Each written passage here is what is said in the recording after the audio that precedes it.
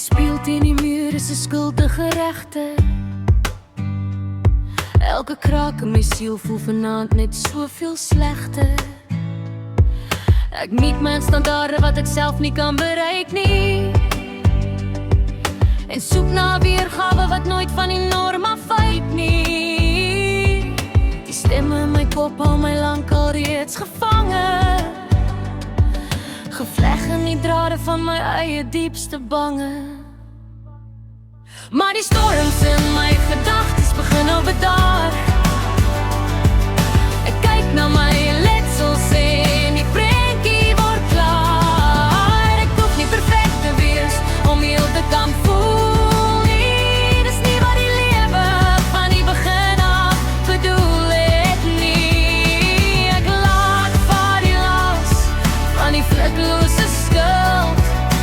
Ek is goed genoeg, net soos ek is, kalm en stil.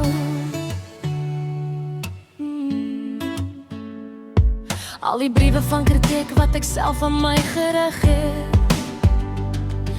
die pad vorentoe net al hoe meer verduister. Ek het gedink ek moet hardloop sonder om te struikel, vasgevang in die draaikolk van my eie twyfel. Maar die waarheid breek deur soos die eerste oggendlig. Daar is skoonheid verskuil in 'n skewe gesig.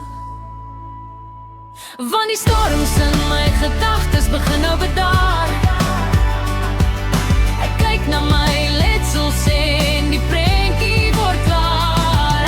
Ek hoef nie perfek te wees om heel te kan voel nie. Dis nie wat die lewe van die begin af bedoel het nie. Ek laat vaar die las van die vlekkelose skuld.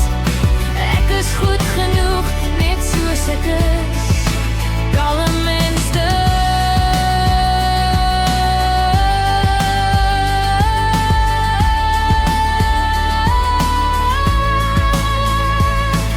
Perfeksie is 'n skaduwee wat niemand kan vang nie, 'n onbereikbare droom waarna ek nie meer verlang nie.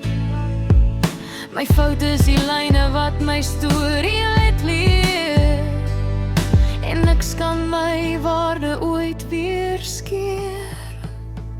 Die storms in my gedagtes het uiteindelik bedaar. Ek kyk na my letsels en ek is met myself klaar. Ek hoef nie perfek te wees om heel te kan voel nie. Dis nie wat die lewe van die begin af bedoel het nie. Ek laat vaar die las van die vlekkelose skuld. Ek is goed genoeg, net soos ek is, kalm en stil.